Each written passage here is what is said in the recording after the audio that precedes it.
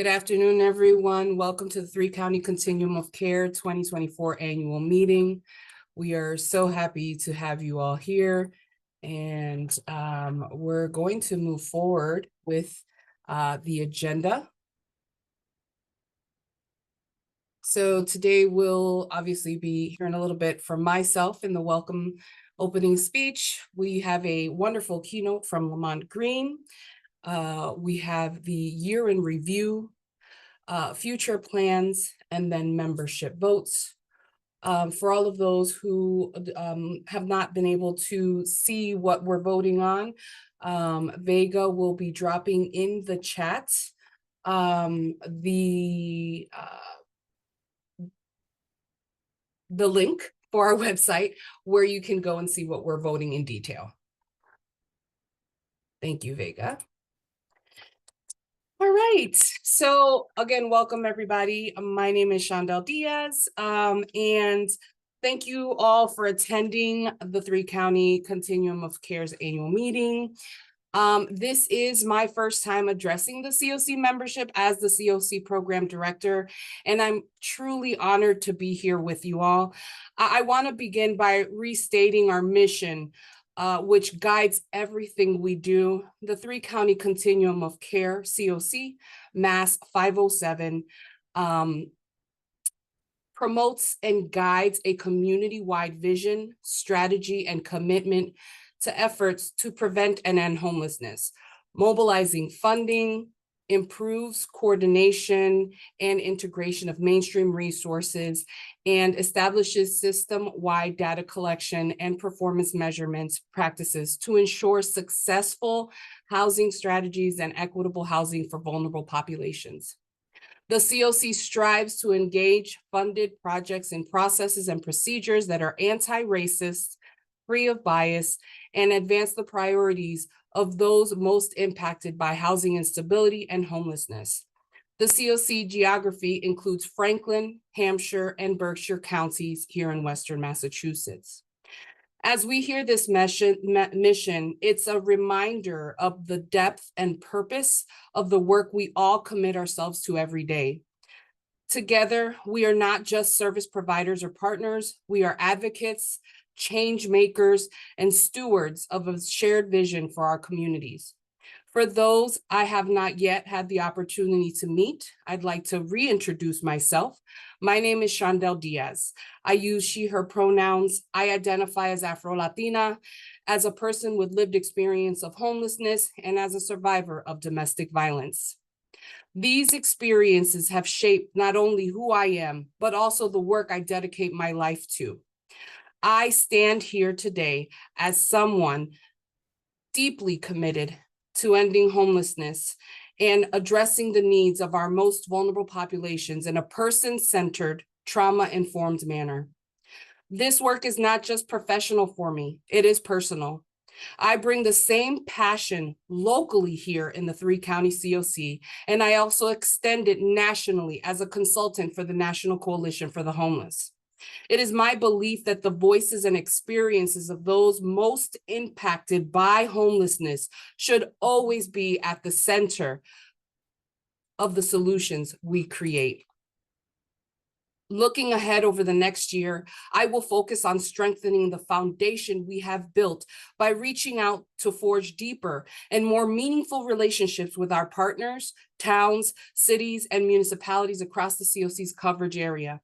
Collaboration is essential as we continue to align our strategies, bring in new resources, and ensure that every person experiencing homelessness in Franklin, Hampshire, and Berkshire counties is not only seen, heard, and also supported in a path toward housing and stability.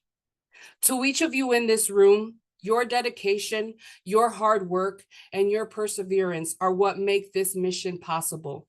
I look forward to partnering with you, learning from you, and achieving greater impacts together as we move into the year ahead. Thank you again for being here today and for being part of this vital work. Together, we are building communities where everyone has a place to call home. And next, I am so very honored to present our keynote speaker, Dr. Lamont Green. Dr. Lamont is the Director of Diversity and Equity and Inclusion at Technical Assistance Collaborative. Lamont uses he, him, and his pronouns and has nearly 20 years of experience helping local communities and governments identify and dismantle the persistent drivers of inequity in human services, homelessness, housing, behavioral health, and criminal justice systems. He has led several community-driven initiatives centered on improving systems of care for complex health and historically disenfranchised populations, and currently co-directs Tax Systems Alignment Innovation Hub, funded by the Robert Wood Johnson Foundation, to help practice-based organizations in low-income and BIPOC communities to expand and utilize the evidence base for solutions that improve health outcomes and reduce racial and social disparities. Dr. Green also brings expertise in Department of Housing and Urban Development, homelessness programs, human-centered design, continuous quality improvement, and implementation science. He is nationally recognized he is a nationally recognized racial equity leader and has spoken at numerous conferences to inspire action towards undoing institutional racism and other forms of oppression. He received his doctorate of social work from the University of Southern California with a focus on harnessing social innovation to address the grand challenge of achieving equal opportunity and justice for all. I now hand this over to the wonderful Dr. Lamont Green. Shondell, thank you for that warm introduction. It's so funny looking at that picture when I used to dye my gray hair, and so now I just kind of let it be. Embrace the aging process, right? But it is so wonderful to be here with you all at Three Counties CoC, and what a tremendous person you all have in Shondell. I just love your spirit, and thank you for this invitation. So I wanted to share a bit, do a real brief keynote, but a part of what we're going to do is a mini workshop on some practical strategies and tools for continuing equity work in restrictive environments. And so I imagine that many of us are feeling really anxious right now. You know, we have a new administration is coming in. Many of us are worried. What will this mean for homelessness policy? What will happen to the progress we've made toward equity? Many of us have racially marginalized or historically disenfranchised identities where we're very curious, what is that going to mean for us? Are we going to be told that we matter less? And so there's a lot of fear and anxiety now. But let me say this, our fear is real, but it is not final. Fear is not where we stop. It's where we begin, right? And change like this isn't really new to us. History has shown us time and time again that the greatest moments for justice didn't come from the top down. They came from people like us, from people in rooms like this, working together, determined to do what's right, no matter who's in power, right? And we do have tools and we have strategies. And in times like this, I like to call the strategies Harriet Tubman strategies. And we'll talk a little bit later about that, right? And we have each other, right? And so that means we don't sit back. We have to get smart, we have to be strategic, and we have to keep going no matter what. And equity work doesn't always require a spotlight. Sometimes it's the quiet revolutions, censoring people with lived experience, right? Embedding racial justice into our systems, funding what works, that create the biggest change. And we've been doing this work for some time, and we've seen that when we build strong coalitions, when we use data to drive equity, when we empower communities to lead solutions, real change happens.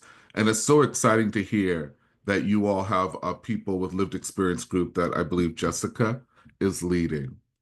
And all of these in combination, right, uh, really create a great impact.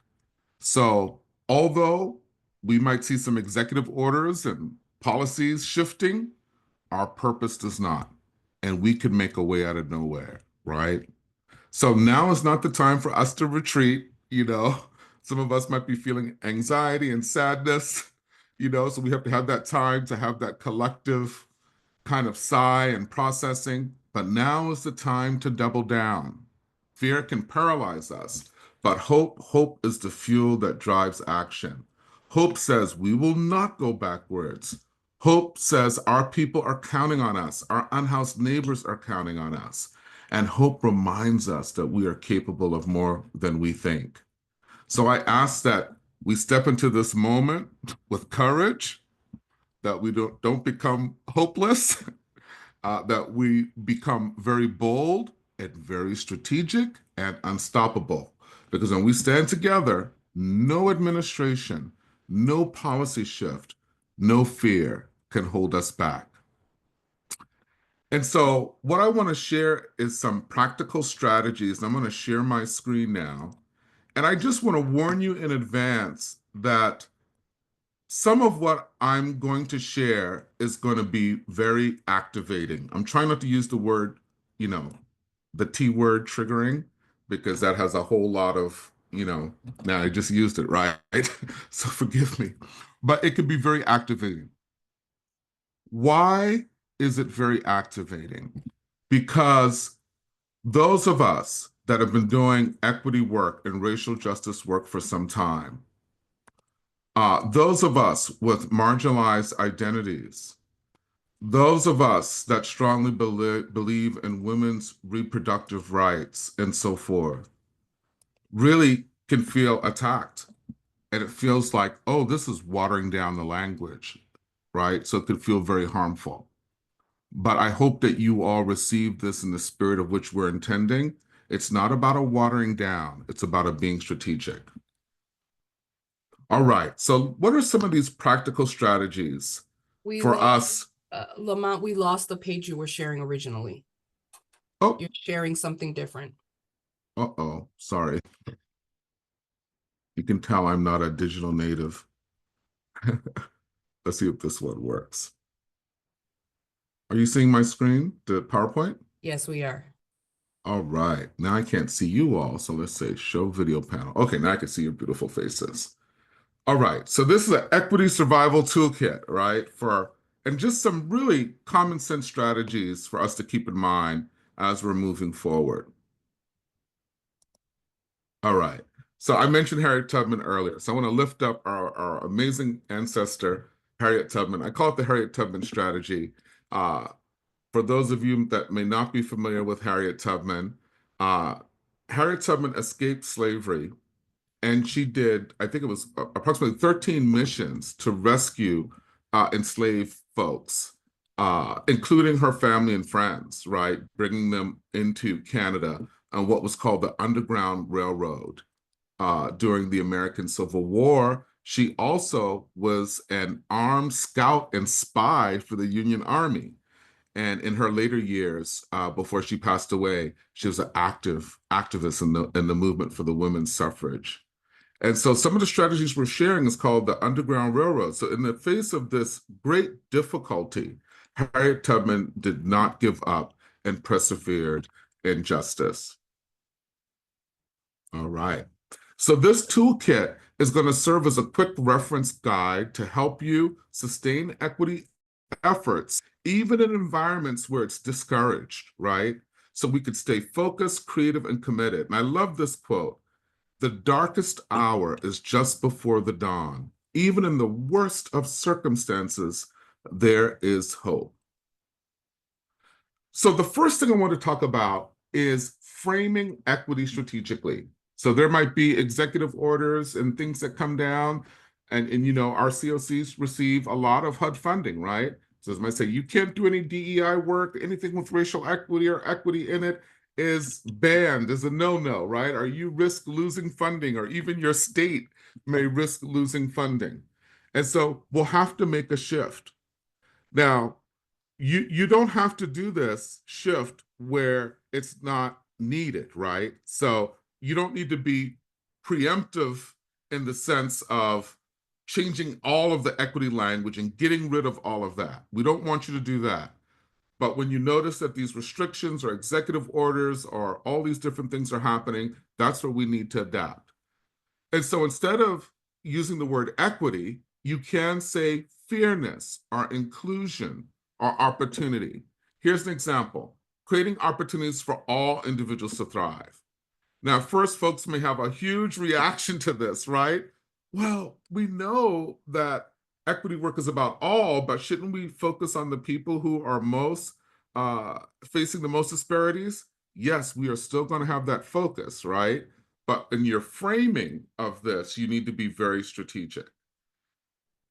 And the second thing is you want to highlight benefits for everyone. Frame equity efforts as a way to improve outcomes for all groups. And really, that's what equity is really about. There's been a lot of disinformation and misinformation around racial equity and social justice, right? But really, it's about ensuring that everyone in our community can thrive. And so, an example of this is that this approach will benefit our entire community. So remember to use universal language and highlight the benefits for everyone in this strategic approach.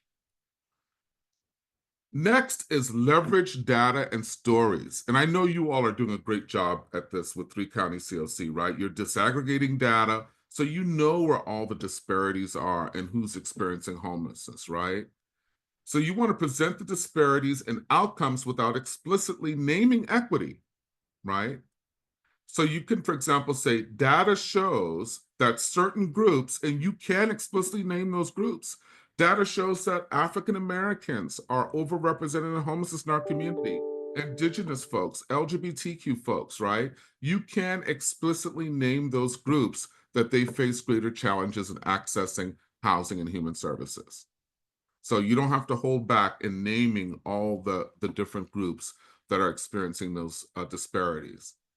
And one of the things that really help, the data helps to quantify and tell us where the problem is, but the stories really help to humanize and help us to understand why. So sharing personal narratives that illustrate the need for action. For example, this family's experience highlights where we can improve support systems. And so those stories really become valuable. And we are going to need to build some strategic relationships during this time. And you may find allies in unexpected places, partnering with other systems, right? Our population of folks experiencing homelessness, it's often the result of multi-system failure. So how can we work and partner with other systems and braid services and funding so there's not a wrong door approach, right? Like poverty alleviation, behavioral health, and other systems, collaborating with business leaders, and especially empower community voices. So we're going to have to train community members to advocate in ways that resonate locally. And especially in our faith community, there's a lot of leverage, right? Because usually if you're Buddhist or Muslim or Christian or whatever the religion, there's this morality about helping the poor and the oppressed. And so supporting faith leaders and framing equity as a moral imperative so that they become more involved as well. Next is embedding equity in your broader goals. So linking equity to your organizational values. Connect equity efforts to your mission without explicitly naming equity. For example, we aim to ensure our programs serve everyone effectively. Now, this does not mean that you need to go and scrub your organizational values of any equity language or things like that, in this early stage. But we have to pay attention to what executive orders are going to come down the pike soon, and then we can adapt accordingly, right, and shift accordingly. but we're still going to do the work. This is all about using strategic framing, right? There. And integrating equity into our standard practices. So you can, a lot of the equity tools and strategies, you just integrate them into your practices. You don't have to label it as we're going to utilize the racial equity lens, or we're going to utilize an equity-based decision-making framework. Take the principles of the equity-based decision-making framework, take the principles of the racial equity lens, and integrate those principles into your program design, your hiring, and your resource allocation. Do you understand what I'm saying with that? You don't have to have that title. You could still utilize those strategies and principles, right? And you can call it continuous quality improvement. You can call it something else, right? That just doesn't use the word that would be triggering. I want to pause there and see if folks are having any questions or concerns popping up so far. I hate like talking at people. Any questions or comments coming up so far? Yes, Betsy. I was just thinking, you're getting me so excited already. I'll have to say, so thank you for being here. Really appreciate learning from you and having everybody else in the room today. But what you're saying reminds me of in a life long ago, I worked with the mothers of the disappeared in Latin America, in Argentina and Chile. And something I learned from them is to use the tools, the strategies, and the language of the oppressor to your advantage. And it sounds like, using terms like opportunities and quality improvement and ensure our programs serve everyone is really doing, something very, very similar to that. So the tools are really resonating and making me think of some of the other tools that people, the folks that I had learned from so long ago might also work in this context. So thank you very much. Very inspiring. Thank you. And thank you, Betsy, for highlighting that. And we also want to be very aware, right, in our community, because we do have colleagues, we have family members, we have friends where this is an extremely difficult time because who they are could feel like it's being attacked, right? We talked about women's reproductive rights, or LGBTQ folks or trans folks in the military, a whole host of things, right? Refugees and immigrants sometimes being demonized, and Islamophobia, right? A whole host, right? So there's a lot of fear, and there's a lot of anxiety, and there's a lot of unknowns. And so when we go to shift the language, to some people it feels very harmful. So we need to have a sensitivity when we're in groups and we're working on shifting the language to frame equity more strategically for these times, that we're able to create that brave and courageous space to have those conversations, because it's going to feel to people like we're going backwards, and it's going to feel very harmful, right? So we want to be very trauma informed when we have these conversations. But this is really just a strategy to help us to continue to do the good work, because of the ways that DEI and other things have been demonized and misunderstood in some areas. So thank you, Betsy. I appreciate that. Any other questions or comments before we continue on?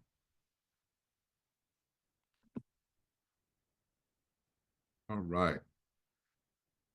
So let's move on here. All right, so how many of you have heard of targeted universalism? This is one of my favorite, developed by Dr. John Powell. Okay, I see Rachel, keep your hand up or do a heart symbol if you've heard of targeted universalism. Could you do a heart symbol, a heart emoji or reaction? I can get a quick glance.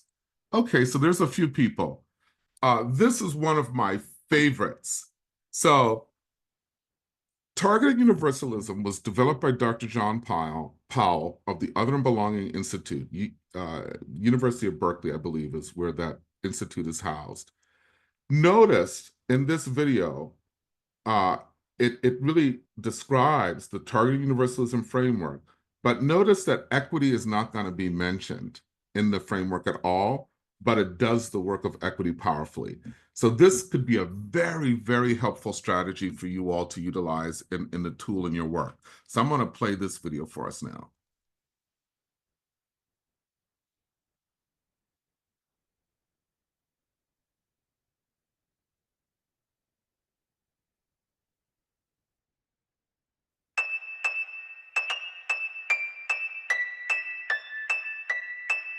What is the most effective and sustainable policy response to problems in our society?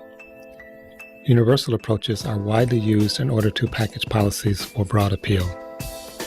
Universal policies such as Social Security and minimum wage provide the same benefits or minimum protections to everyone, regardless of status or group membership.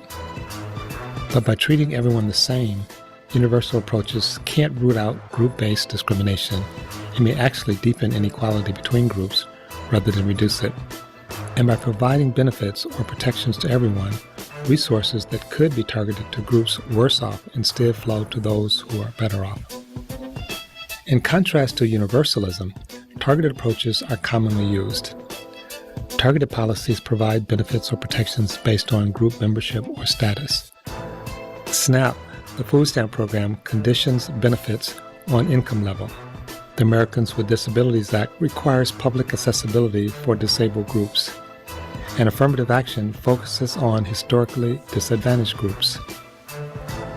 Targeted approaches are vulnerable to the critique that they unfairly favor constituent groups over the public good by directing resources to marginalized groups who are already subjected to unfair stereotypes.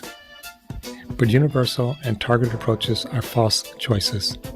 There is a third way: targeted universalism. Targeted universalism means setting universal goals that can be achieved through targeted approaches. This approach targets the various needs of each group while reminding us that we are all part of the same social fabric. This can be accomplished by following 5 steps. First, set a universal goal. For example, 100% proficiency in 8th grade math. Second, measure how the overall population fares relative to the universal goal. In this example, we might discover that only 80% of 8th graders are proficient in 8th grade math. Third, measure the performance of population segments relative to the universal goal. So although 80% of all 8th graders are proficient, we might find that only 70% of Latinx students are proficient. Fourth, understand how structures and other factors support or impede groups' progress toward the universal goal. For our Latinx students, classroom instruction materials and lessons designed for English speakers may impede learning, including math proficiency. Finally, implement targeted strategies so that each and every group can achieve the universal goal based upon their needs and circumstances. This may take the form of ESL-specific math tutoring for our Latinx students, while another group may require a completely different strategy to achieve the same universal goal. Targeted universalism rejects a blanket universal, which may be indifferent to the reality that different groups are situated differently relative to the institutions and resources of society. By aspiring toward shared universal goals, targeted universalism empowers targeted strategies capable of achieving those goals while moving us beyond concerns over disparities alone and toward our highest aspirations for all.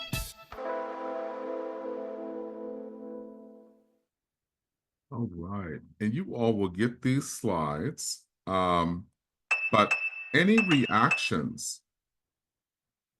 Anything stood out to folks? Any reactions?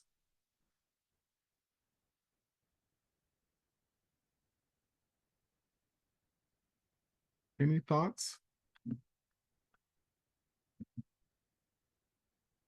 Was it just a boring, dry video? Did anyone find it helpful? What was interesting is that you didn't notice the word equity wasn't mentioned, right? They didn't mention racial equity or social equity or anything like that wasn't mentioned. But you see how it still does the work of equity? Because they wanted a universal goal that all students, irregardless of their race, that they would meet the reading proficiency, right? So they set that universal standard. But then when they disaggregated the data and looked at the different population segments, they discovered that the Latinx students were below the reading proficiency. So then they had to understand, well, what was going on with that group to improve the score? And they recognized that there was some language barrier, right? So providing ESL or bilingual teaching, then the scores shot up, right? And so you could see how that could be so relevant in our work with homelessness, in our work with coordinated entry, and all these different things that we're doing in order to ensure that that we're reducing homelessness for everyone, right? Any comments or questions on target universalism? Okay. All right. Oh, Rachel says, you think the new administration will make it harder to collect and share accurate data that would normally support our work? I don't, I'm not sure. They could in some ways, right? Like they might say, we don't want you to collect information anymore on sexual orientation, you know, or we may only want you to have gender categories that are male and female. So some of that could come down, right?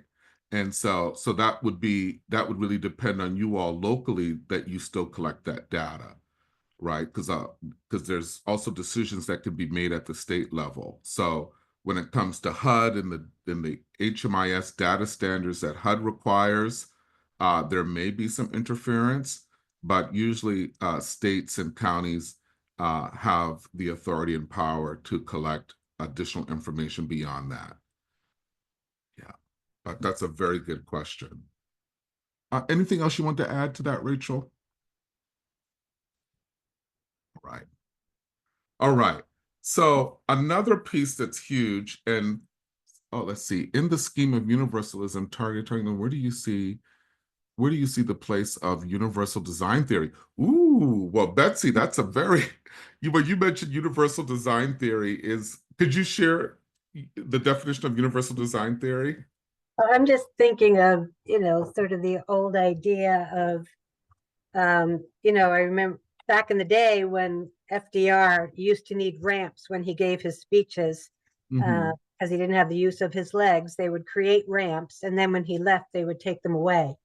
And later on in the ADA, and in the 60s and 70s, people realized if you made a ramp, it doesn't just support people in wheelchairs. It supports, parents or caregivers with a carriage or a grocery cart or, luggage or something like that. So I'm just wondering where in the scheme of your sort of, definitions and ideas around the universalisms that might play. It was just a thought. No, just No, share. that's a very good one. We about to go into that one a little bit deeper, but I love the example that you bring, like the sidewalk cutouts. Like it not only benefited people with disabilities, but parents having their babies in strollers, joggers, right? So they don't trip and fall. And so we all benefit from those universal design. And the interesting thing, though, and we learned this in coordinated entry, right, with the VI SPDAT, is when you try to do a universal assessment tool that isn't really equitable, it can have unintended consequences because groups are situated differently in the United States in relation to power and resources, right? And so, but because of time, we're going to keep going. But thank you, Betsy, for that. But the last things I want to leave you guys with is countertransference. And those of us that are social workers, we learn this a lot in social work school. But those of you that are, providers, system agents, and doing work in the community, this could be a very tough time. And so countertransference is when the feelings or reactions triggered by a client, which is related to your own experience, that impact the way in which you interact with the client. So it's basically someone says something, like you're working with a community or a client or a person, and they say something and it's very triggering. to you and active, I'm sorry, I said the word again, activating, and then it causes you to have a lot of emotions, right? And so in these moments, you want to really ground yourself. You need to develop a support care system so that you could better meet people where they're at in doing this work, and then do some of that processing in self-care and collective care, right? Because it could be very triggering. And then if you lose it emotionally, or you don't do that type of self-care, you can become very burnt out.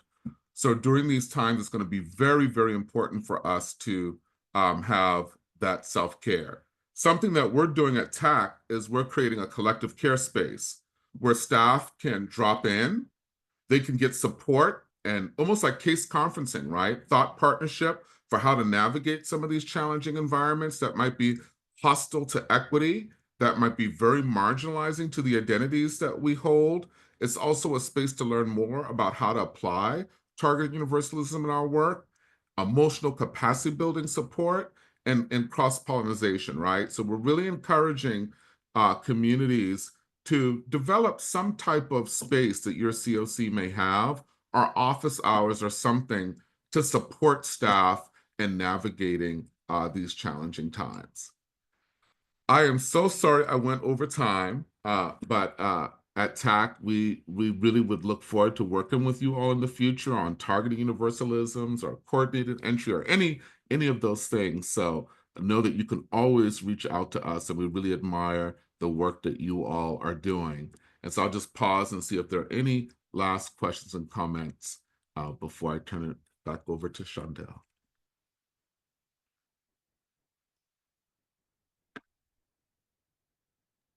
Thank you All so right. much, Lamont. We truly appreciate you. And for the membership, we are hoping to bring on Lamont. So this is his official introduction to the community as a TA consultant moving forward into the future. So thank you so very much, Lamont. Again, we welcome your expertise, and I'm honored. Thank you so much. Thank you. All right. So going back to the slides, Emma. Oh, you got to switch the display. You're sharing your go. Oh, I hate this. Okay, give me a minute, everyone. I'm so sorry. It's okay.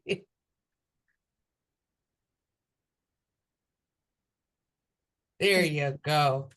Thank goodness. All right, so we're going to go into a year in review. You're going to hear from 3 county CoC staff and committee members. Next slide. So first of all, obviously, we have a lot of personnel changes. We've increased our staffing by 50%. Woohoo! We are fully staffed at this moment. Yes. Some of the personnel changes are obviously, I am the new program director. Thanks to all of you. Hold your applause, hold your applause. Hearts and kisses to everyone. Love you all. We also have Wendy Werger, who is our business manager.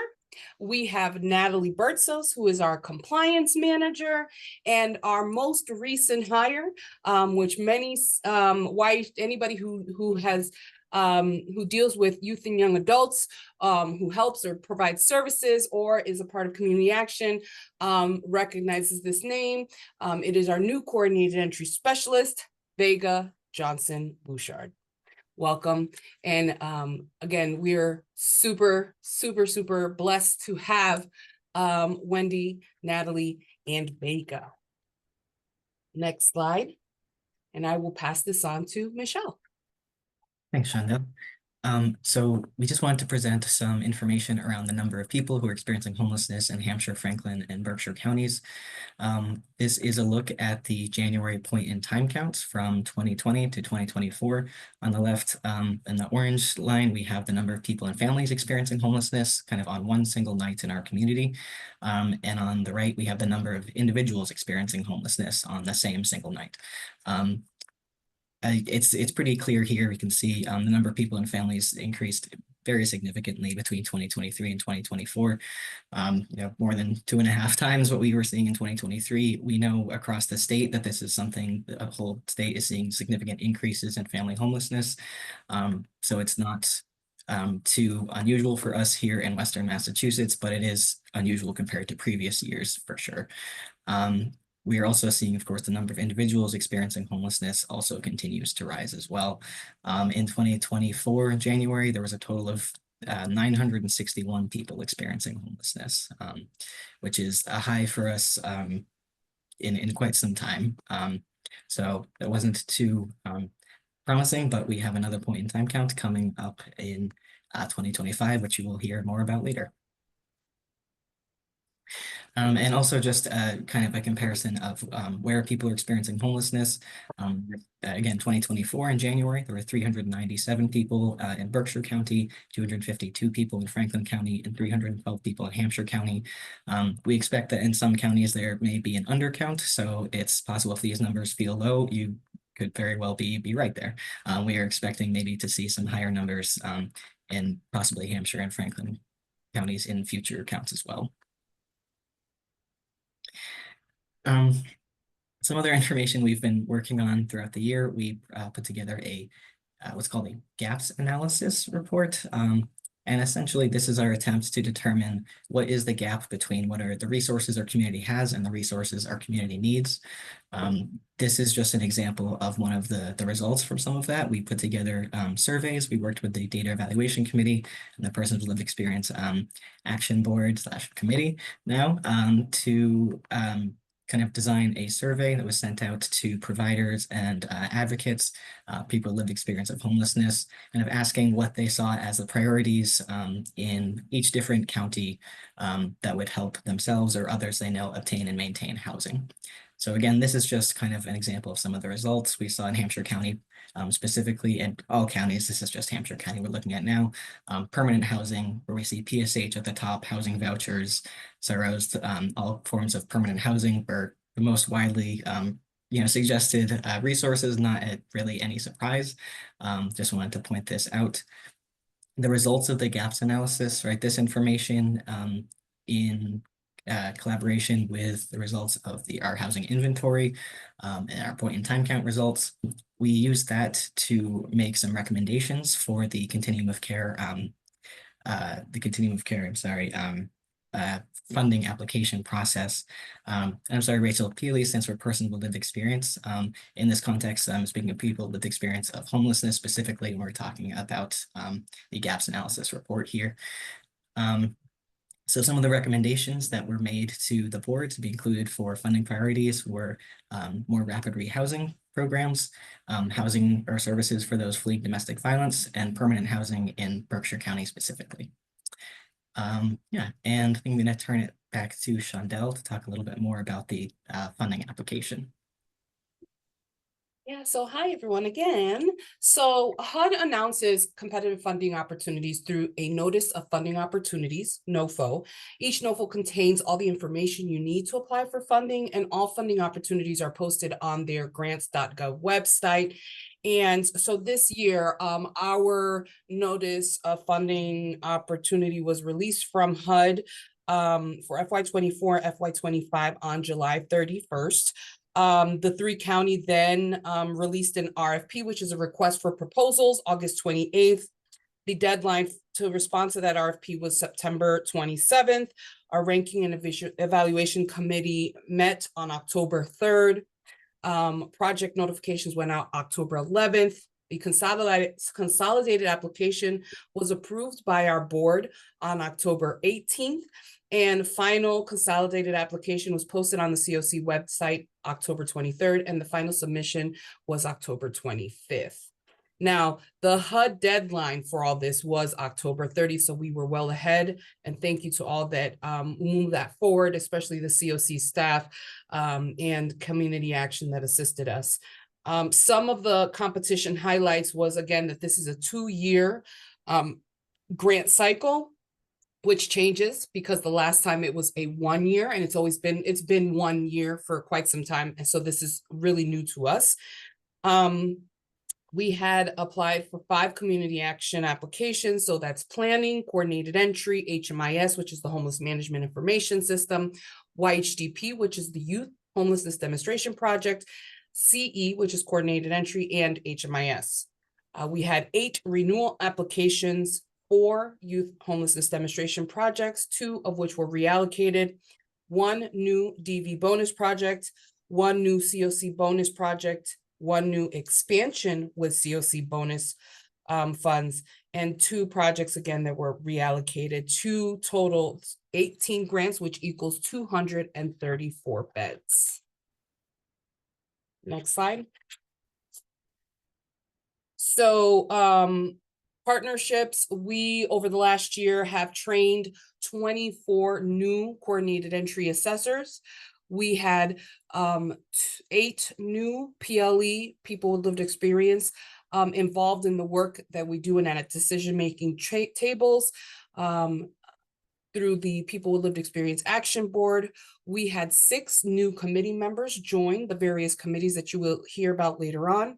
And we and our community created and provided 23 trainings, all of which can be found on our CoC's Talent LMS training platform. Some of those trainings, for example, were AGO 101, the Community Legal Aid Info Session, CoC 101, which was done by Nichelle Carver, who is the USICH regional person for our area. Equal access rule, fair housing, inclusive language, nothing about us without us, which you'll hear about in a little bit. We had racial equity trainings and chronicless homelessness trainings, and of course, another video that you'll see shortly by the YAB, which I don't want to spoil it. Next slide. So now we're going to move into CoC committee highlights. The first one will be presented by one of our DV expansion committee members, Nan Sibley. Nan? Hi, everyone. This is a wonderful meeting, by the way. Thank you so much. So the DV Expansion Committee, how and when it began, this group, we collaborate with local DV providers and advocates to ensure homeless response system best serves the survivor community, and reviews and provides training for shelters and housing providers.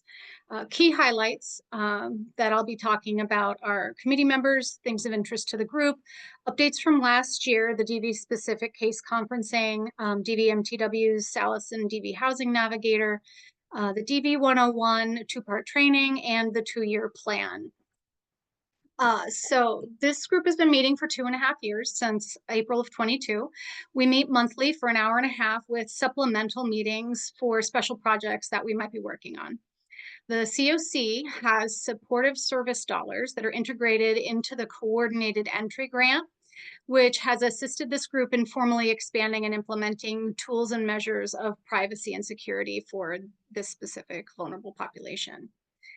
Our committee is made up of folks from various socioeconomic backgrounds, cultural and other identities, people with lived experience, folks from DV-specific organizations like NULQUIT, Safe Passage, Jane Doe, Salison, and the Elizabeth Freeman Center.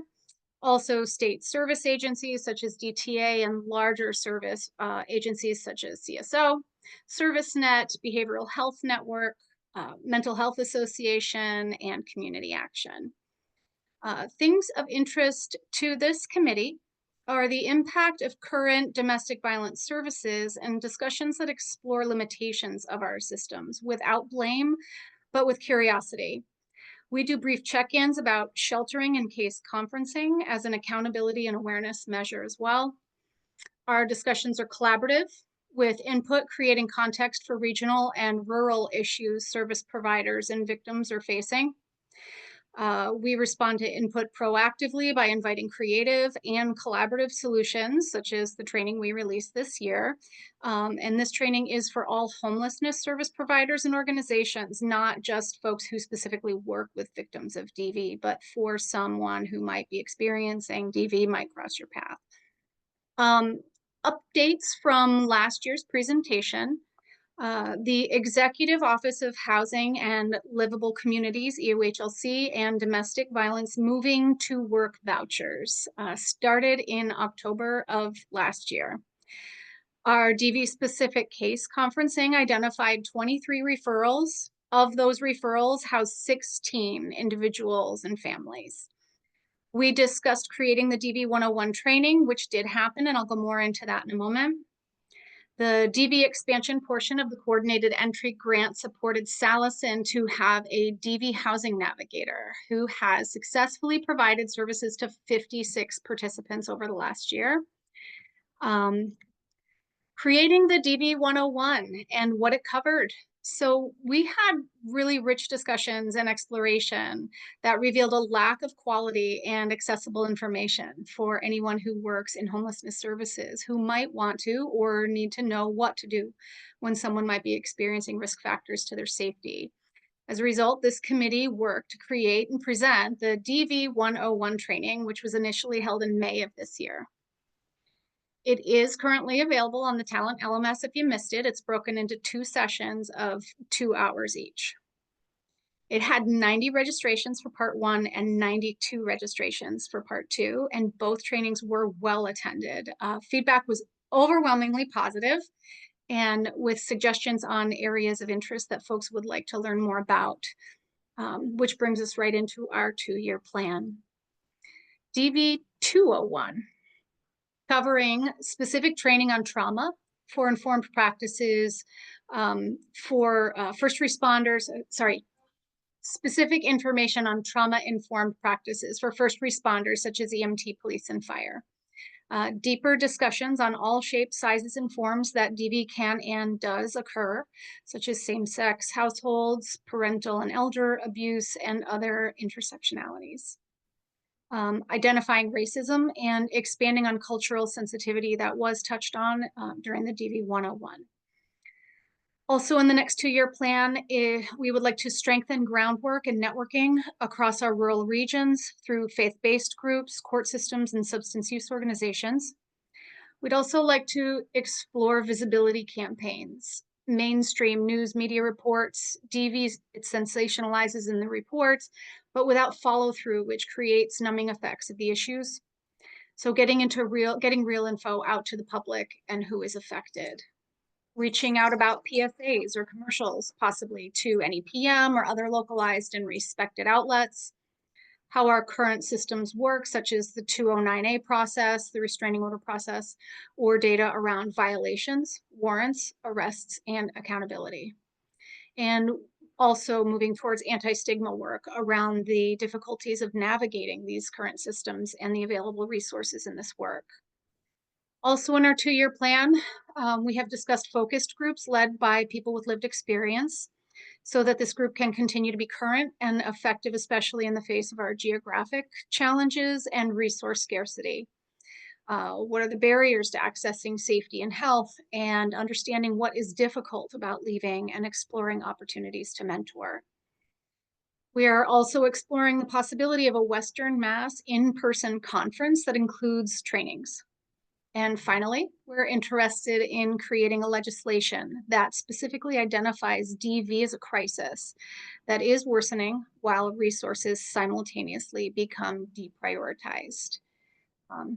Thank you for your time. I'll turn it back to you, Shondell. Thank you so much. And I'm going to turn it right over to Emma and the next slide. Emma. Hi, everyone. I'm just going to talk briefly about 2 of our committees and work groups. So the first one is our Reimagining Interim Housing group.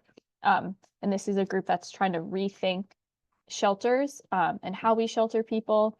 And this year we have spent a lot of time working through the iceberg model, which is about identifying events, patterns, underlying structures, and mental models. And we have really, really great, insightful conversations. I really enjoy being in that space. And so once we identified everything, we're starting to consolidate and make it into an actionable plan. And we were really lucky, and we had national consultant Matthew Doherty come to one of our meetings and really help us nail down what is most related to reimagining interim housing and what's a good idea that maybe one of our other committees can kind of take on. And our next meeting for that is in January 10th. It's a Friday, I think. And so if you have any interest in that at all, I definitely recommend coming, providing thoughts and insight. It's a really great group to be a part of. And then another committee we have that's doing a lot of great work is our Equity and Inclusion Committee. One of the main things they did this year was we reconvened our racial equity work group, which 4 years ago created a racial equity plan that has been really instrumental in shaping and guiding the work we do. But it hasn't been updated in 4 years. And obviously the world has changed a lot. And so we wanted to revisit that and see what new priorities we wanted to add, remove mentions of COVID because we're not in the midst of that pandemic crisis anymore. And so we spent about 6 months reconvening, going through identifying new priorities. One of the main ones is partnerships, and how the racial equity plan can support the other plans and the other work we're doing, because racial equity needs to be a part of everything. And then the last couple weeks have happened and we've had to kind of rethink our approach to racial equity. And so I really like that targeted universalism concept that Lamont brought up. I think that's going to be really helpful for us and how we manage that going forward. Another thing the committee has done is we created a diversity survey in the spring of 2023 to get an understanding of what is it like for staff at their agencies, what is said about diversity, do they feel supported, how can we best support them? And so a lot of the trainings that we've provided and are now on our Talent LMS site have been recommendations that people in the community wanted to see. And so the survey has been incredible in that way. And then we sent it out again in the fall of 2023. And one thing that we noticed was a lot of comments about language barriers and access and people wanting to learn Spanish, just basic Spanish, to better communicate and support the participants that they're working with. And so we were able to connect with the workforce development at Greenfield Community College to create the Spanish for Social Services course that was grant funded. Most people who participated were able to get the cost reimbursed, so it was free in that sense. And the course just wrapped up the week before last. I think there was about 18 students from organizations across all 3 of our counties. And the feedback from the course was overwhelmingly positive, that it was very well organized, easy to understand. What they learned was actually applicable to the work that they're doing. So I'm not sure if we're going to be able to continue that collaboration, but I really hope so.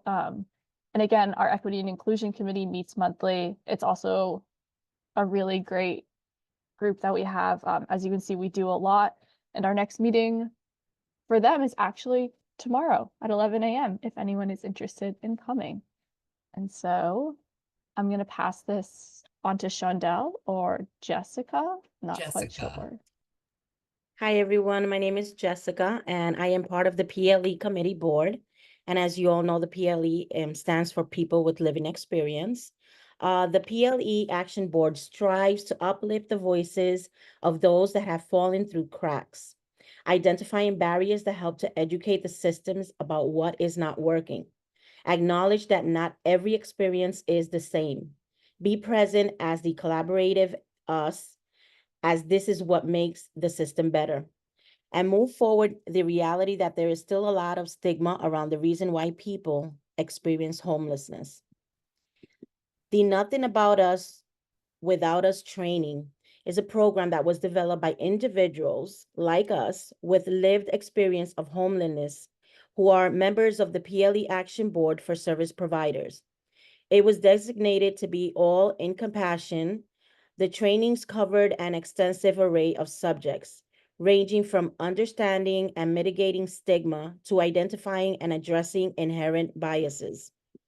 Through this comprehensive approach, the trainings aim to equip service providers with the knowledge and skills necessary to deliver more compassionate and effective services.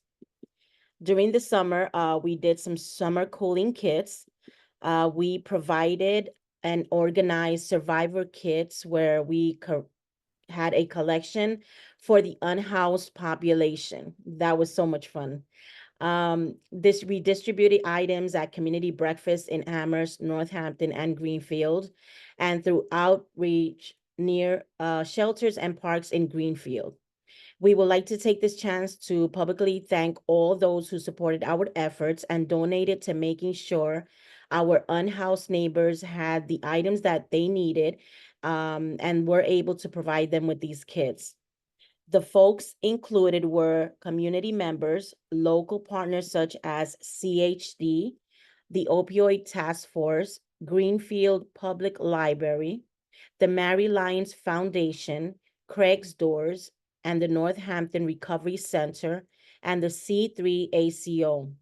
We would also like to give a special thanks to the CoC staff for always making sure to help the PLE Action Board accomplish our goals in community action, for helping to spread the word through several media outlets.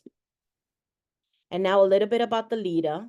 That is the Lived Experience Training Academy, which is a fully virtual and inclusive professional development program initiated by the National Coalition for the Homelessness, which is the NCH. It was created by people who have experienced homelessness. LEADA is designed to address your specific needs. The program offers 12 to 16 hours of professional development that will help you certified and so much more. LEADA is a vehicle to help the growing, silenced, unhoused population seeking justice, equality, and freedom. We've equipped you with the tools and resources you need to make your voice and centerpiece of strategy and advocacy. In the last year, 3 members of the PLE Action Board have attended and completed the LEADA courses, and 2 more members are in the progress of getting signed up to do the same. So now I would love to hand this back to Shondell to share the information of her work as a consultant for the National Coalition for the Homeless and Lived Experience Conference. Thank you so much, Jessica. I just want to say I sit here and I am so proud of our PLE Action Board. Every single member brings a different experience to this board and to the CoC as a whole. They've helped in so many ways. They are so innovative, and they are not they're not on the holding back. You know, they know what needs to be done because they are the experts. They've gone through our systems of care, and I just want to, again, uplift them and uplift their voices at every single opportunity. And one of those such opportunities was the National Lived Experience Leadership Conference, where Lamont Green was there. The theme this year was Power and Unity and Mobilizing for Action. The National Lived Experience Leadership Conference took place from November 11th to November 13th. It was a conference designed by and for people with lived experience of homelessness, activists, local leaders, leaders who have a lived experience, and individuals with firsthand lived experience gathered to build power and unity and mobilize for action to end homelessness. This annual conference was hosted for the first time on the West Coast, featuring panel discussions, action labs, and workshops led by experts in the field, including people with lived experience of homelessness. Every aspect of the conference, from logistics, planning to sessions, themes, was informed by the perspectives of those most impacted by this issue. As a national consultant on the Reimagining Interim Housing Framework myself, we presented a workshop. It could only mean one thing. Is that me? Can anybody else hear that? Yeah, we can hear it. Oh. Merry Christmas. That was very joyful. That was very joyful. What's that? All right. Okay, go back. Welcome to the CoC, everybody. I will just finish saying that creating national expectations and standards for shelter and interim housing programs The session aimed to kick off collaborative discussions to establish a set of national expectations for shelter and interim housing programs. 4 questions were asked to workshop participants, and a mobile gallery of responses will be provided to the nation. One question that I would like to highlight is, what are the worst things happening now that we need to make sure we stop from happening in the shelter and interim housing programs in the future? I leave that for you all. And now I am so very proud and happy to pass this on Doing a little tip. to If you our people actually lived living in encampment, experience. you missed the most board. important. I mean, our Youth Action Board. What is going on?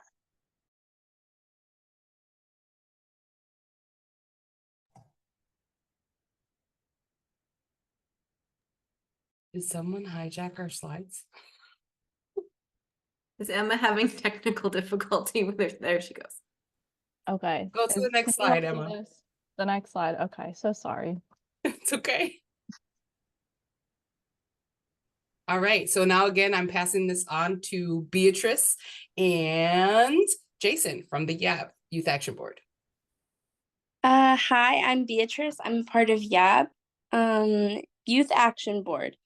YAB is a group of youth and young adult activists focused on fighting youth and young adult homelessness in Franklin and Hampshire counties, supporting our peers and building community, connecting our peers with local resources, increasing YYA opportunities to engage in legislative advocacy, highlighting and uplifting the voices of homeless youth and young adults to facilitate change, and challenging adultism or prejudice against youth and young adults within the resources and systems that support youth and young adults.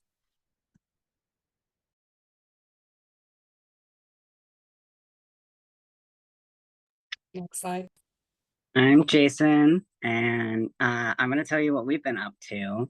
So we've been having weekly paid meetings in person twice a month. And these meetings include a book club, some circle discussions, and working on youth-led projects such as our adultism video. Leading the YYA committee meetings with providers, building relationships, and addressing possible issues facing YYA within our communities, and participating in CoC activities like the pit count planning and the PLE Action Board, and volunteering with local organizations and building relationships with local resource providers like Stone Soup Cafe. And we're hoping to start a drop-in service, something for young people in our community. And next, I believe we're going to be showing you our very, very successful adultism video that we are happy to share with you.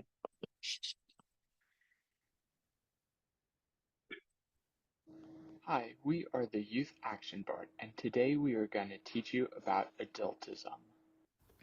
Adultism is the prejudice and accompanying interpersonal and systemic discrimination against young people. Adultism can happen on an interpersonal level, like when older adults make assumptions or judgments about younger people, called microaggressions, or when older adults exert power over young people and take away their agency. Adultism can also happen on a systemic level, like when rules, policies, and common practices disproportionately harm and exclude younger people. Adultism is different from ageism, which is prejudice and discrimination against seniors. Adultism and ageism are two sides of the same coin, where folks are treated unfairly because of stereotypes about their age. Some examples of interpersonal adultism include stereotypes of young people being called lazy, radical, or disruptive, and older adults dismissing or belittling young people, assuming that they know what's best for them. Also, older adults projecting their own experiences onto young people. Systemic adultism can look like landlords not wanting to rent to young people, students not having power in the school system, or it being harder for young people to get and keep jobs, leading to financial instability. When I was 17, I got really sick. The doctors wrote me off as an anxious teen, trying to get out of school. It took a lot of advocating for myself to be taken seriously. I was finally able to see a specialist who diagnosed me with an autoimmune disease. My treatment was delayed because I wasn't taken seriously. The idea that young people are lazy or bad with money leads to employers not considering them for higher paying jobs, and with less income, young people struggle to make ends meet, let alone save money. This reinforces the stereotype that young people are unmotivated and make poor financial decisions, creating a spiral that keeps us from getting out of poverty until we're older. Here are some other examples of adultism that can pop up in everyday interactions. Why don't we try the idea I suggested earlier? We can't do that. You'll understand why when you're older. Hey, I'm not feeling too well. Would you be able to cover the rest of my shift? Back in my day, we didn't have sick time. We were on the farm every day tilling soil. Hey, can I borrow a phone charger? Ugh, your generation is always on your phone. I'm in a lot of pain. Are you really? You must just want to get out of school. Adultism, when combined with other forms of biases like racism, transphobia, ableism, and classism, can be even more dangerous. It's important to understand how adultism can exist at the intersection of oppressions and impact youth with other marginalized identities disproportionately. With that being said, here are some examples of what not to do when collaborating with youth. Don't fail to give young people the tools they need to succeed while expecting them to work the same as older adults. Don't undermine young people's perspectives or expect one young person to represent the views of all young people. Don't refuse disability accommodations due to young people being lazy, or ask youth to act as a stamp of approval on something without meaningfully incorporating their input or giving them enough time to contribute. Here are some tips that we recommend for your collaboration with young people. Recognize that young people have lives and other responsibilities. Give folks time and support to understand the work. Treat all complaints with importance and be aware of power dynamics. Compensate young people for their time and valuable perspectives, especially if older members of the group are being compensated. Do the work of educating yourself on adultism instead of waiting for young people to tell you what you're doing wrong. Proactively create spaces for youth feedback. Learn how to take criticism with grace and see it as an opportunity to build stronger relationships. Realize the impact of young people on the world and the world on young people. In conclusion, it's not just that you are or aren't adultist. Everyone has internalized adultism, even young adults. It's not about us versus them. It's about improving ourselves and our organizations. Next time you're working with a young person, take a second to think about what you're saying and how you can work together with this person on the same level. Young people who aren't respected become adults who don't respect young people. Thank you for watching.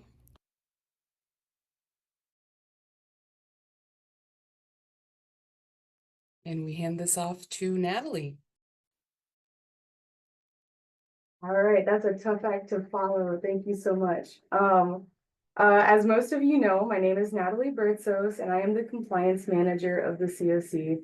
One of my duties is to lead the point in time count for the CoC, and I wanted to share a little bit about the upcoming pit count in January 2025.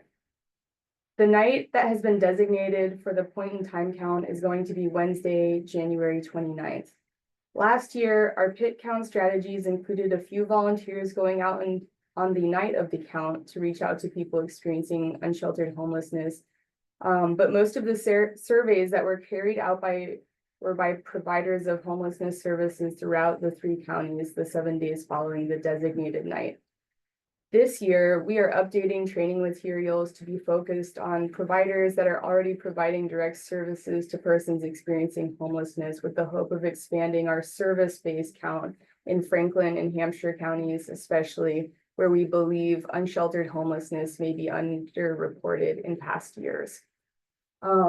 On our website, we have added a web page that will be updated with training resources and other frequently asked questions for individuals and organizations that want to get involved in the point in time count. If you are interested in helping out or participating in some way, please check out the information there. And I have just shared the link to that page in the chat if you're able to view it in your own time later. All right. Next slide, please. Another update that I'll be sharing is about changes to VAWA requirements. As some of you may already know, the Violence Against Women Act, also referred to as VAWA for short, was reauthorized in 2022. HUD began providing guidance for covered housing providers like the CoC programs in 2023 and throughout 2024 about updated requirements and expanded definitions and protections. Our CoC staff will be finalizing updates to the following documents that we are required to have in place for the CoC and its subrecipients. First, an updated emergency transfer plan, which is a document that outlines how subrecipients in the CoC should respond to requests for an emergency transfer from program participants. Next, a published copy of Notice of Occupancy Rights for participants, which subrecipients must provide at intake and with any termination and eviction notices as they arise. Third, an emergency transfer request form template that allows participants to request a transfer to subrecipients when they need to, and also a form for self-certification of domestic violence and/or abuse. Other resources will be made available to help subrecipients comply with requirements of VAWA, such as sample lease or occupancy agreement addendums, etc. I do plan on holding webinar training on the finalized materials for subrecipients in the months of January or February, and recordings will be available in Talent LMS for those who cannot attend live webinars. Okay, next slide. Thank you. Next, I want to talk a little bit about subrecipient monitoring and general technical assistance opportunities for subrecipients of the CoC in 2025. While it may be announced sooner, subrecipients can expect that monitoring will begin by March 2025, and subrecipients can expect the following things. First, that there will not be monitored items added to scoring from 2024 to this upcoming year. Some materials used by the CoC last year may be shortened or abbreviated with the goal of lessening the administrative burden on subrecipients. While new items will not be added to scoring, certain requirements of the programs, such as, for example, compliance with VAWA, would likely be added to a separate monitoring feedback list that will be provided to subrecipients. Reviewing additional program requirements that are not already included in our scored monitoring criteria will provide the opportunity to provide feedback to subrecipients before requirements may be added to monitoring in, say, the year 2026. Additionally, outcomes from this additional review will also help inform the CoC of what guidance should be prioritized. Starting Friday, January 3rd, I will be holding technical assistance office hours for subrecipients on the first Friday of each month at 11 a.m., which is also has been included in our most recent newsletter. Each month, a topic will be presented with guidance materials for subrecipient staff, and if they're not able to attend live webinars, recordings will be made available on Talent LMS. And I want to emphasize that for subrecipients, attending or watching recordings will definitely prepare them for 2026 subrecipient monitoring, when maybe more substantial changes to monitoring criteria will take place. Thank you. All right, so we're going to go into the MAHASA, the Massachusetts Housing and Shelter Alliance Equity Trainings. So this grant, or this project, came out of A Place to Live, which was titled Improving Racial Equity. It was a collaboration between Worcester County CoC, South Shore CoC, and the 3-county CoC. Over the last years, this served as a model to other CoCs collaborating and learn, and which they were they were encouraged to learn from each other. So in the first year, we evaluated the coordinated entry system. In the second year, we held 4 racial equity training sessions. In the third year, we held 3 racial equity training sessions. And now in this 4th year, the racial equity partners will host 3 monthly racial equity training sessions, conduct post surveys to learn the impact of racial equity community efforts, and launch onboarding recording sessions for new and existing staff. Next slide. These trainings are going to be coming from once a month, again, February 6th to April 3rd. And the trainings will focus on managing resistance to racial equity, diversity, and inclusion, mitigating bias in program design and delivery, and navigating general differences in the workplace. The registration is limited to 100. So when you see this go out, if you know for a fact that you are going to attend this and you're registering because you're going to attend it, again, registering because you're gonna attend it, then please make sure that you register as soon as it comes out. Space is limited, and it's for the 3 different CoCs memberships. Next slide. And this is an invitation from our People with Lived Experience Action Board, which you heard from Jessica earlier. They wanted to make sure that we were able to honor and memorialize those that have passed away while being homeless. And in observance of the annual Homeless Memorial, there will be a candlelight vigil, and you are all invited. This will happen this coming Saturday, December 21st from 4 p.m. to 5 p.m. at First Churches of Northampton. Again, all are welcome. We do ask that we know that we cover a vast area. So if you're in the Berkshires and you can't make it down for Saturday, Vega is going to drop their email in the chat. Please make sure to send names of those that you would like honored, as we will be lighting and writing down names on luminaries to honor and memorialize those that, again, have passed away while experiencing homelessness. Next slide.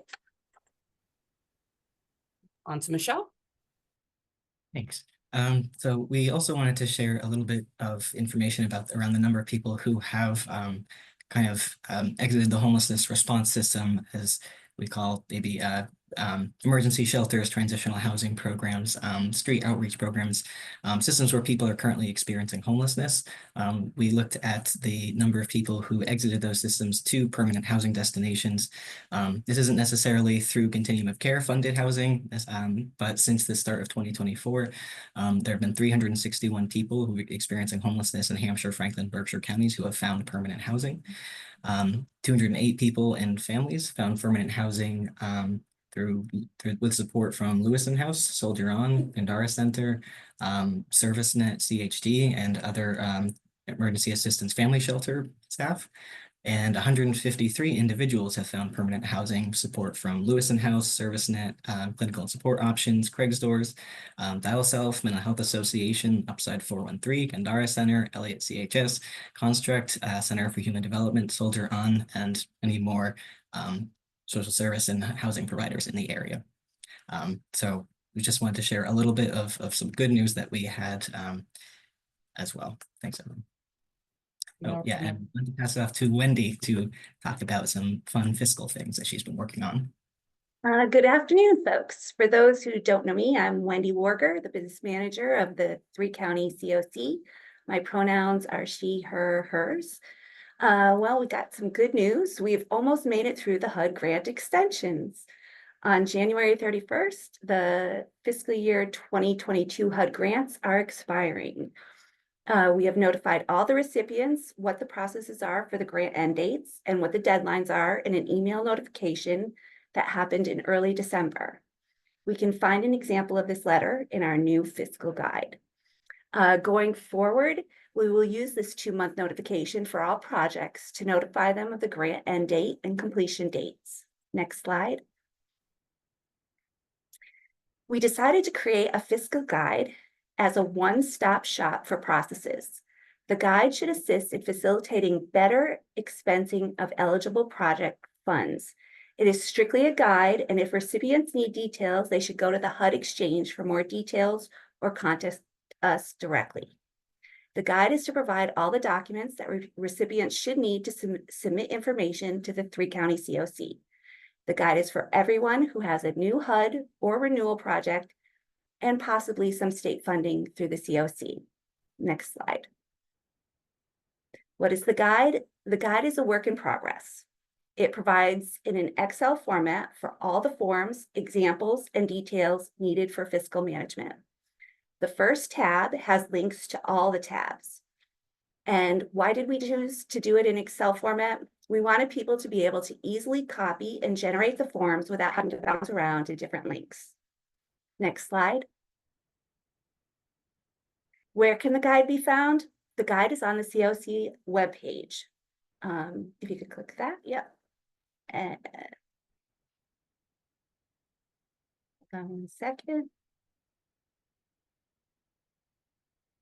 The Excel document can be tabbed to find an example of what is needed. It also has guidance for summary information that can help lead people to the correct information on the HUD Web Exchange. The newest items are the fiscal guide for new projects, the fiscal guide for renewal projects, and HUD grant guidelines for expenses. The fiscal guide, if we can tab back to that, the newer renewal one. Yeah, there we go. It basically answers 3 questions. What the recipient needs to know based on the type of housing, what does the recipient need to provide to the CoC, and what the CoC needs to provide to the recipient.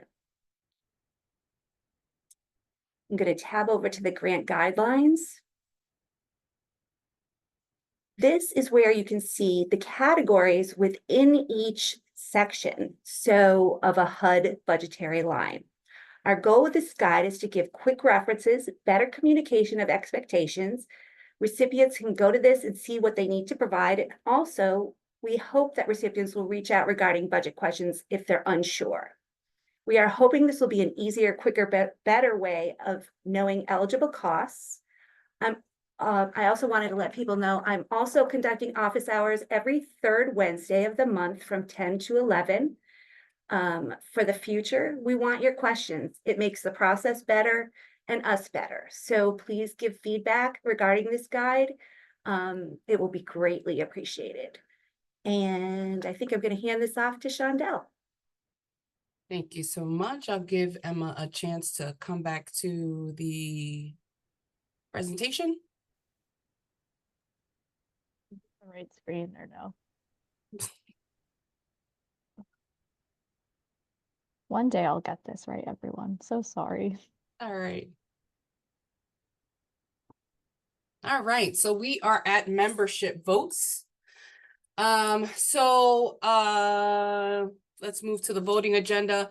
So today we'll be voting as a membership, meaning all of you, for the election of directors to serve on the board based on open or vacant seats, a review of any proposed changes to the CoC governance charter, HMIS charter, and coordinated entry written standards, followed by a vote to incorporate these changes. Prior to that, we'll be talking about the Emerge Coalition and any other business that the board chooses to put before its members. Next slide. So the first thing that I'm asking you to vote on is the CoC board slate.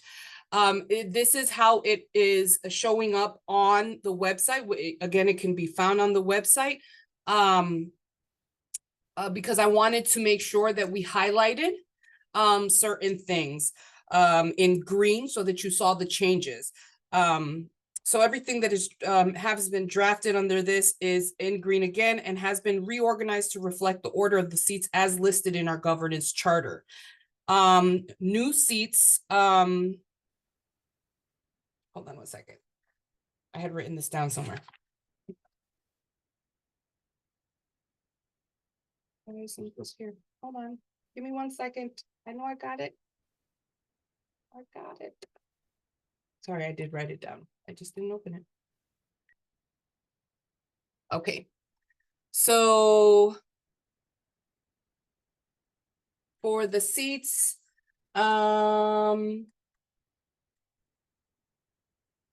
we have new members. We welcome Hampshire for the Hampshire County seat, Elizabeth Plouffe, who is with the city of East Hampton. We welcome in our Youth Action Board seat, Jason Zamboni.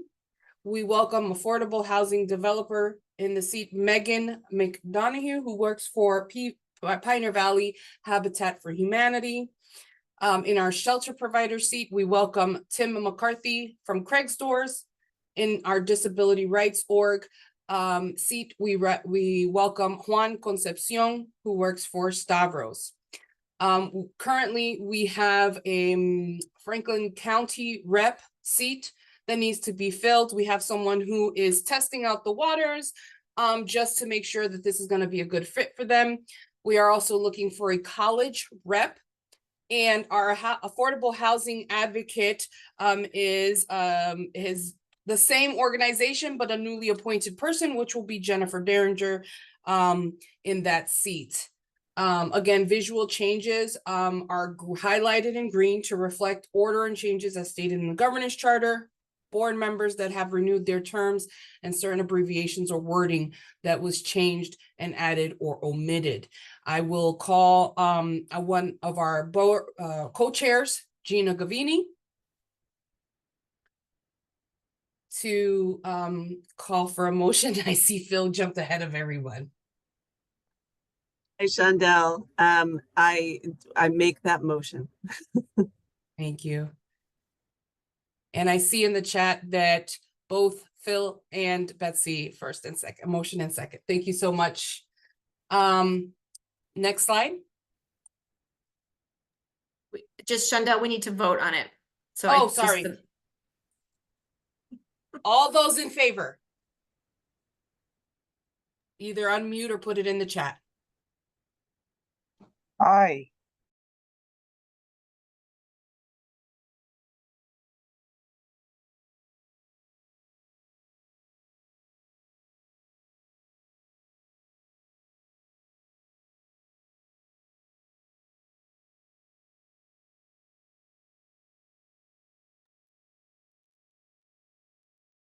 Thank you so very much.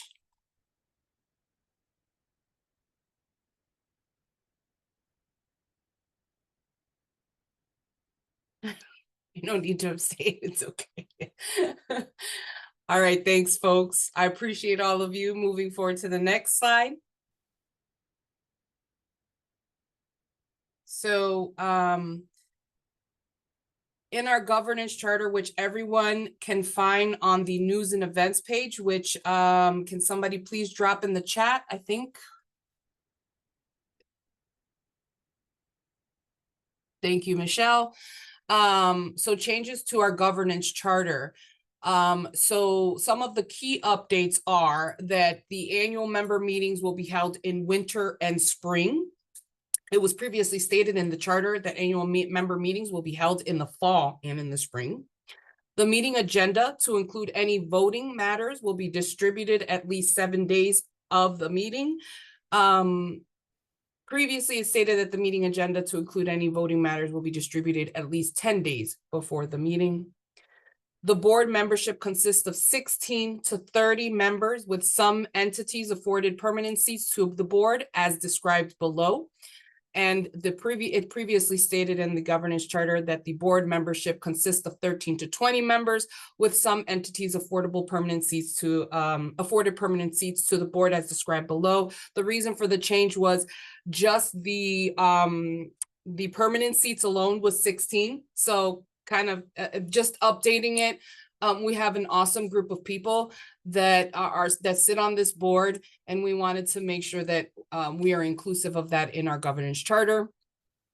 The PLE Action Board and the DV Expansion Committee, formerly work group, have been added into the standing or working committees list, whereas previously they were under ad hoc or working groups. The reason being, obviously, we hope that and we hold, the CoC holds our PLE Action Board to the same reverence as our CoC board of directors, and we want to make sure that they're listed under that list as such. And our DV expansion committee, we have now solidified coordinated entry dollars, and we're moving into, the implementation phase of a lot more things other than what you heard of earlier. So it just seemed that the natural progression was to make both of these standing and working committees. The DV expansion committee as well has now has roles and responsibilities, whereas previously there were none. Next slide. Continued key updates. Anticipated focus areas for new work groups in 2024 have been omitted from the updated charter. The CoC will be seeking to apply for TA consultants, who you heard from earlier, to further enhance the CoC's coordinated entry system and to provide training to the CoC staff on completing the required annual evaluation of the CoC coordinated entry system internally versus hiring externally to complete this task, as well as assisting us in moving forward into an equitable state in light of the new administration coming in and unforeseen changes that we may have to do to how we do things versus, the intent and everything. There is a new section titled VAWA requirements that has been added. You can find this there, and I just wanted to make sure that you saw visually what that was, so that you know what exactly I'm talking about. And now I will move this to, again, back Gina. I would make a motion to accept the governance charter changes as presented. All those in favor?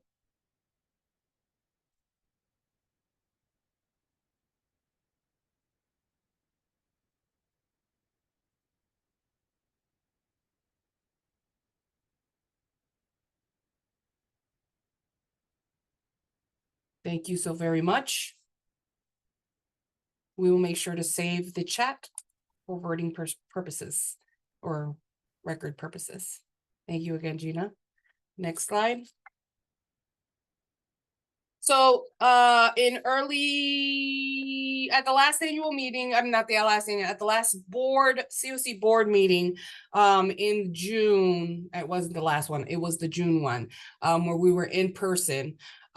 We identified as a community the need for something that we have now titled the Emerge Coalition. During that meeting, the board requested that we work, some things out. We've held some meetings, we've held planning meetings, we've held some impromptu meetings where other agencies and municipalities were able to present some things and receive feedback and questions from those. And now we have to vote on making the Emerge Coalition the Emerge Coalition. The mission, again, of the Emerge mission is to engage the mission of the Emerge Coalition is to engage multiple sectors, including government agencies, nonprofit organizations, community stakeholders, and individuals with lived experience to develop and implement strategies that prioritize the dignity, safety, and well-being of individuals experiencing homelessness within the three-county continuum of care geographic coverage area of Hampshire, Franklin, and Berkshire counties. Key components are facilitating collaboration, so creating space for service providers, advocates, and municipalities to collaborate in delivering essential services and resources to individuals in encampments. Streamlining resources, so to improve access to access to and coordination of resources for individuals experiencing homelessness, including those who are unsheltered.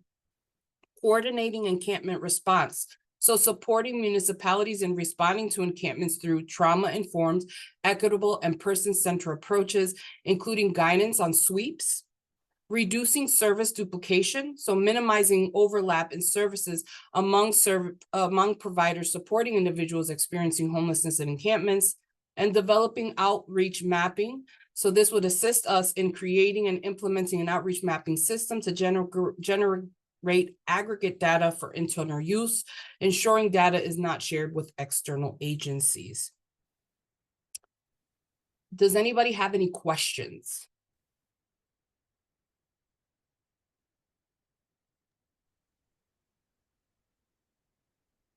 So Gina, the motion would be to officially incorporate the Emerge Coalition into the CoC list of committees.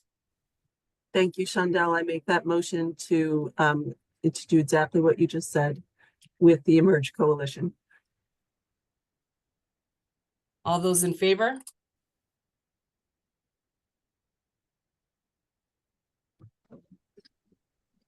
Aye. Thank you. Thank you so very much. All right. Aye. Thank you. Next is hold on one second. My stuff is sticking. Okay. Next is the HMIS charter. Michelle? Thanks, Shondell. So there were not many updates to the HMIS charter this year. The charter kind of describes our use of the Homeless Management Information System. That's what HMIS stands for. It's a data system where emergency shelters, transitional housing programs, and permanent supportive housing providers, street outreach providers enter data in, and we use to look at reporting around the state of homelessness in our area. So we include data from a number of different sources that isn't directly inputted. So we have just kind of added an edit to reflect the most recent addition, which is that we're now receiving HUD-VASH data from the local VA Central Western Massachusetts healthcare system. So we're very lucky to be receiving that now as well. We removed mention of compiling an annual competition report because now HUD just sends us the annual competition report. We don't have to do it ourselves, so there's no need to include it there. And other than that, we've just added an index and did some formatting changes, but overall, not many revisions to the HMIS charter. Real quick, G and Lisa, do you both have questions? No, okay. No, Shondell, I'm sorry, I'm having voting. some problems with my phone. Okay, No, I don't have a question. Thank you. no problem. All right, so Gina, So I'd make a motion to accept the changes to the HMIS charter as presented by Michelle. Betsy and Phil second and third, and all those in favor? Aye.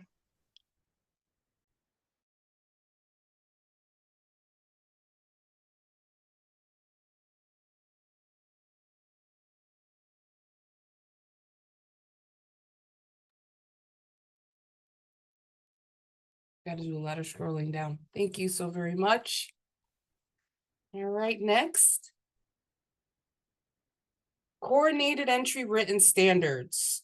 So there were a few additions made to the coordinated entry written standards. First, our CoC determined that we needed to add prioritization for households seeking an external emergency transfer under VAWA protections. If a participant is requesting a transfer and must externally transfer units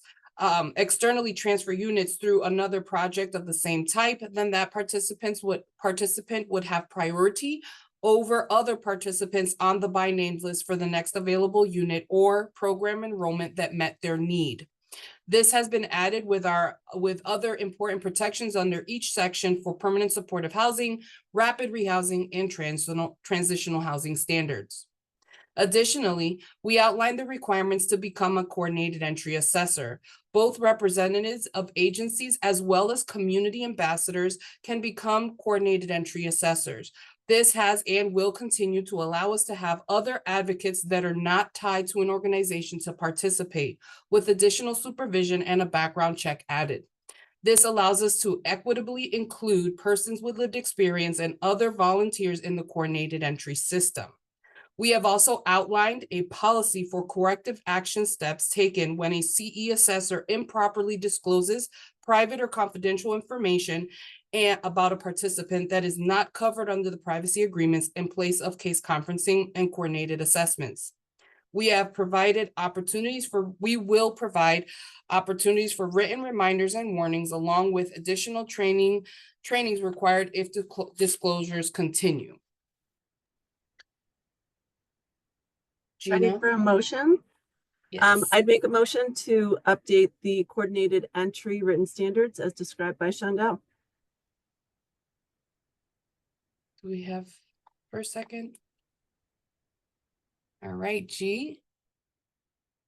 All those in favor? Everybody's answering yes, yes, yes, yes, yes, yes, yes. And this is why I love this group. I hope that everybody understood every single thing that we are doing, and that it was described and that you had a chance to look at it. If you don't, again, there is a link in the chat. It's in our news and events section, but also if you go to resources or go to the subrecipient manual, or even if you just look for either governance charter, HMIS charter, CE written standards, or even our board slate under the board of directors, all this can be found on our website. And thank you, Michelle, again for adding that to the chat. Next slide. We've reached it with 11 minutes to go. Can you stop sharing?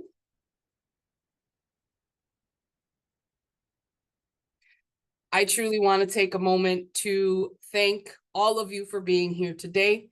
I especially want to thank the CoC staff who helped to put all this together, the PLE, Action Board reps, the committees, the DV expansion reps, all of you advocates, everything, for moving forward the work of ending homelessness here in Western Massachusetts. It's very important that we continue this work, and as Dr. Lamont Green said, we cannot give up. We have to double down. So thank you so very much. Did I forget anything? No? All right, folks. Thank you. And I'm giving you back 10 minutes of your day. I'm going to stop recording.